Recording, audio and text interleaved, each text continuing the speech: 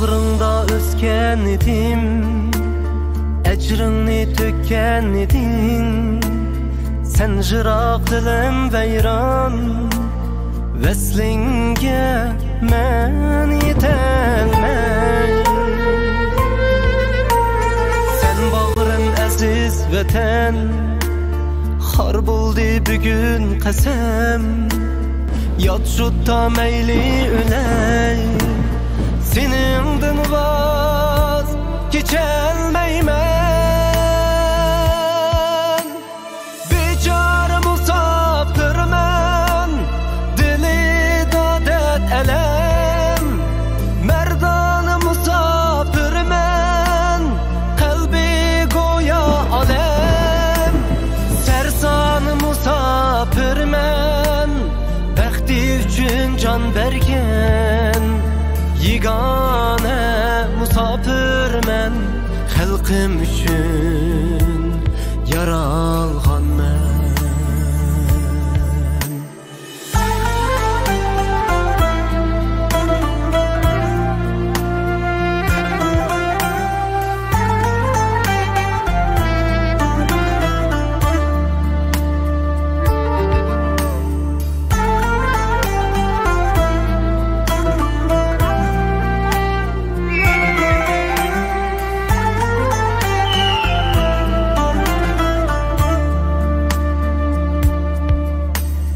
Geçirgün mini vatan, olmadı sadık bedem. Yad edip yürüdüm her dem, kayıtalmadım keçür vatan. Bağrığa çukum vatan, kayıtmen bir gün vedem. Ümidim goya meş'al, Mengü yanar aziz vatan. Bicar musafirmen, dili dadet elem. Merdan musafirmen, kalbi goya alem.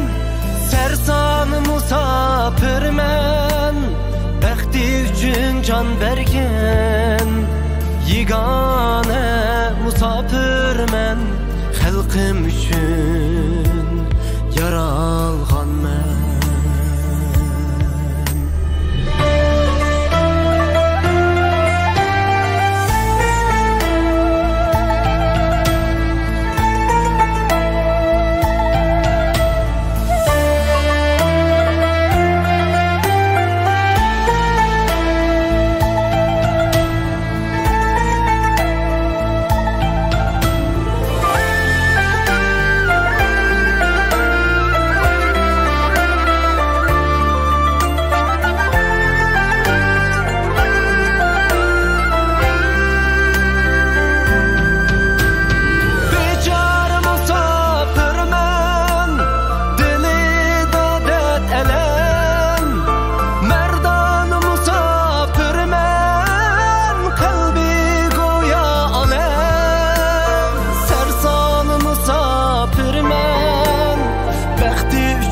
Can bergen, yegane musafir men, xalqim üçün yaralgan men.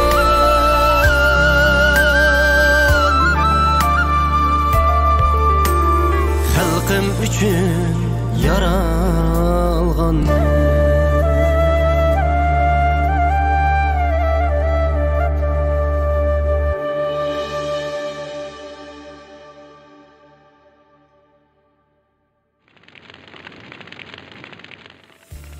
Sadır babamdek, kolumda kılıçım bulması mı? Nakşamba, düşmanının yüreğe kadığıdek.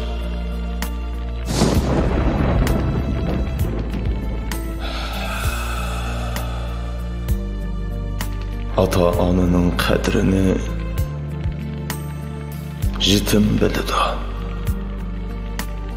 Vatanın kadrini vatanidan ayrılğanlar bilidi.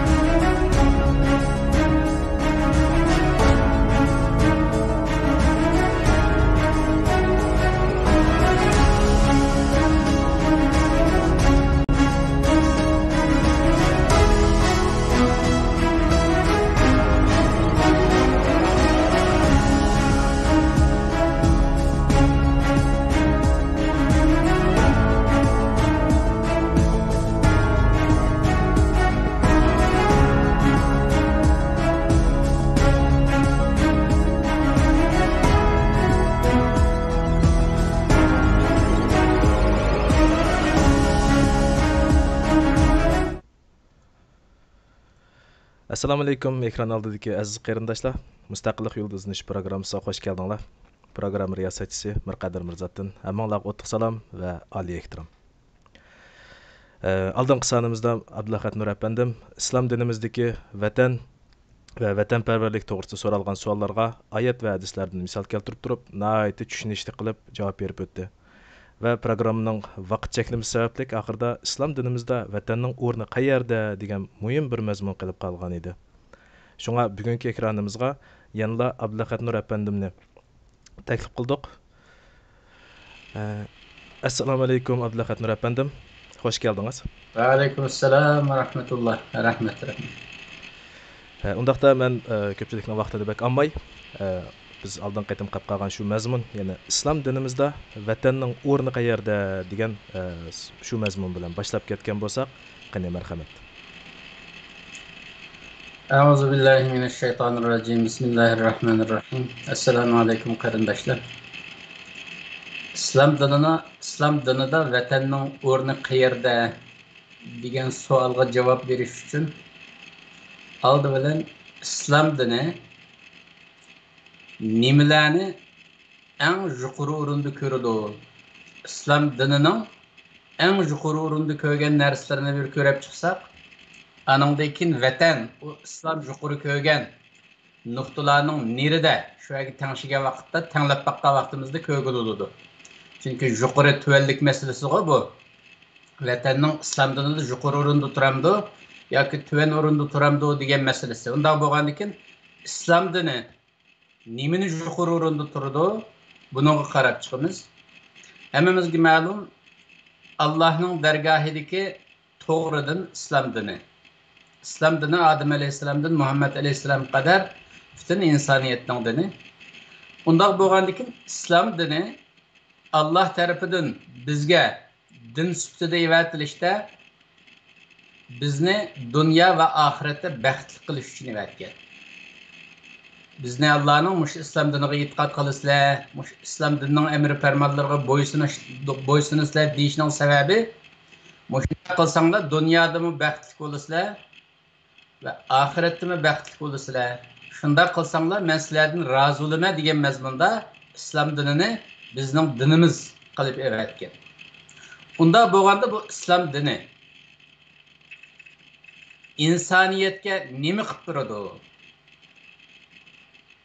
Qanday qilib insoniyatni baxtli qiladi degan savolga biz mayli Qur'onni o'qigan vaqtimizda, mayli hadislarni o'qigan vaqtimizda islom dinining ruhiga qarab shunday bir natijaga kelamiz. Bu asosan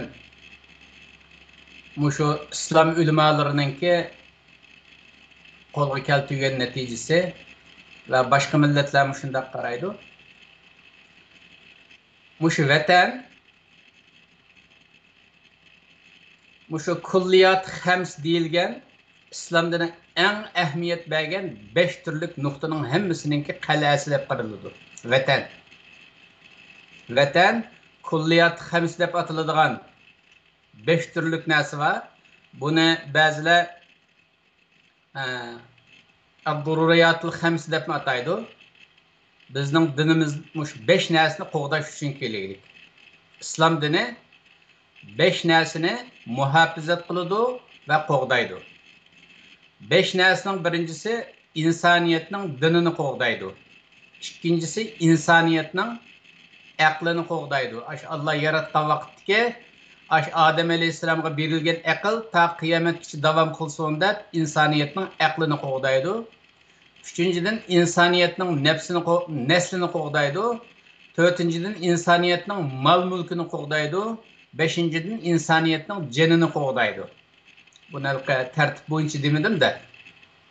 Tartib bo'yicha deyilgan vaqtda birinchisi din, iman. İslamiyatning insoniyat haqqidagi qo'g'daydigan eng muhim omil birinchisi din va iymonini qo'g'daydi.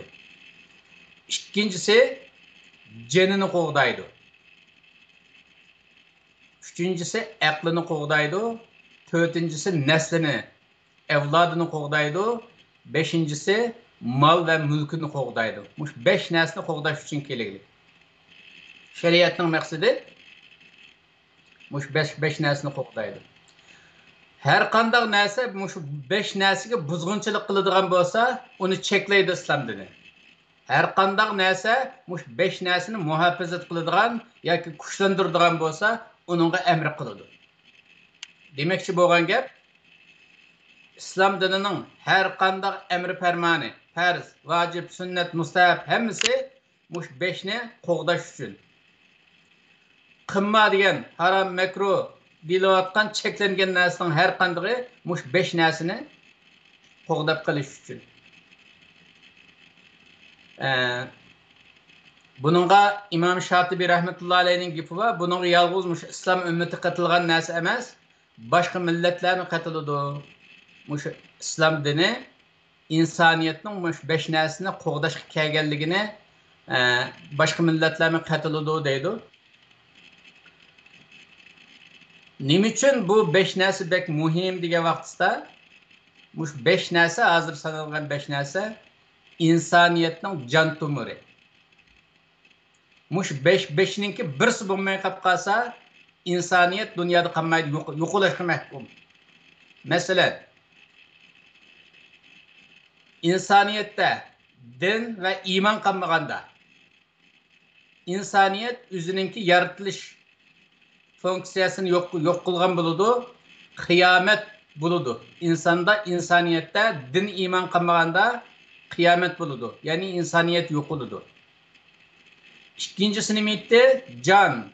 İnsoniyatda jon qolmaganda shu insoniyat o'ladi, zaten hammamiz bilamiz. Jon yo'q bo'lsa insoniyat o'ladi. Bu bek oson buni tushunish. Üçüncüsü nima edi? İnsoniyatning aqli. İnsoniyatda aql bo'lmasa nima bo'ladi? Aql bo'lmagandan keyin bu Allohning diniy takliflari insonga to'g'ri kelmaydi. Chunki insonda aql bo'lmasa hayvonlik darajasiga tushib qoladi. Diniy jihatdan ma'ni qilasiz, ma'ni qilmaysiz degan ilohiy takliflarning hech biri insoniyatga to'g'ri kelmaydi. İnsanlar insonlik salohiyatini yo'q qilib qo'ydi. Aql bo'lmaganda. Yana aql bo'lmagandan keyin bu islomiy takliflar uningga tushmagandan keyin yana qiyomat bo'lishga majbur. Buningda insoniyat tugaydi. Üçüncüsü nima aytdi? İnsoniyatning nesli. İnsoniyatning nesli bo'lmasa 100 yildan keyin bir talma inson qolmaydi dunyoda, hammasi tugaydi. Darhol tugagan bilan 100 yilga qolmay hamma inson tugaydi, nesli yo'qolsa. Beşincisi nima aytdi? İnsoniyatning mol mulki. İnsoniyatga Alloh tarafidan berilgan mol mulk, foydalanasiz, ma'nodan yeysiz, ichsiz deydigan narsa insonni quruqlab qolib qolsa, o'z badanidan boshqa hech qanday foydalanagan narsa yo'q. Ya'ni inson bir haftaga qolmay hammasi o'ladi, jon talashib. Shuning uchun mush 5 narsa insoniyatni hayot tutib turadigan narsa bo'lg'achqa, islom dini insoniyatning mush 5 bo'lmasa bo'lmaydigan jon tomirini qo'g'dash uchun kelgan.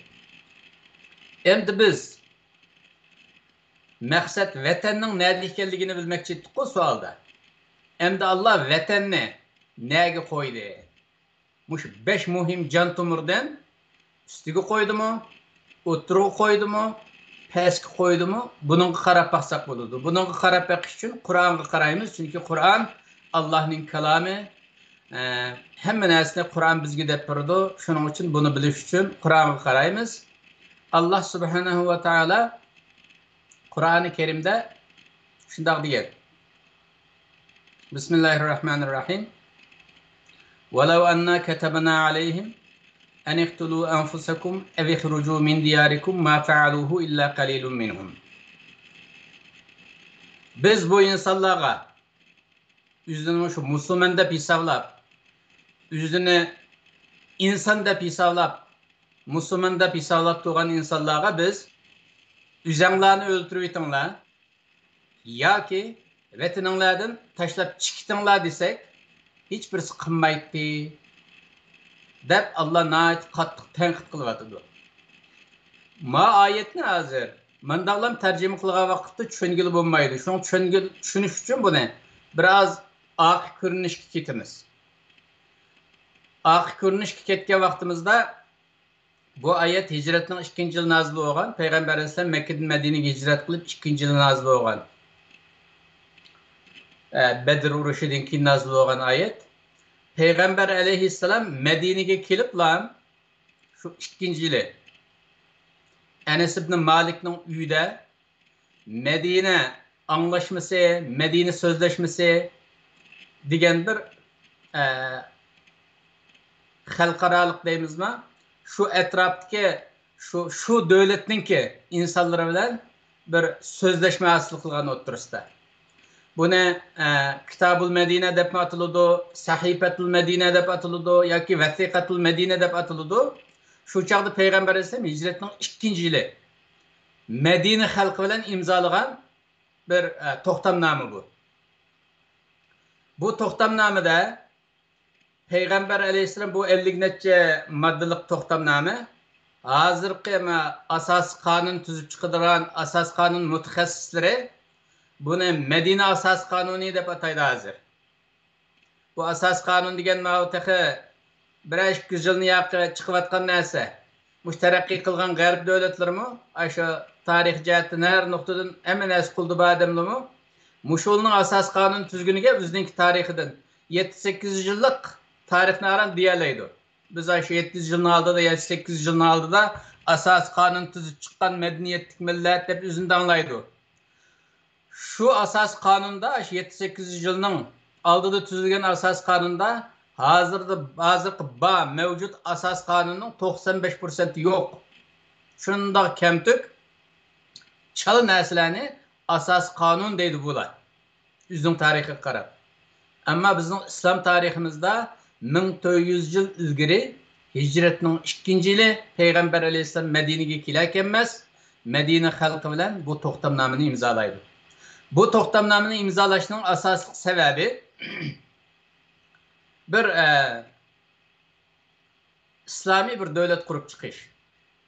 İslami bir vatanga egolab, islomiy bir davlat qurib chiqish maqsadida bo'lgan.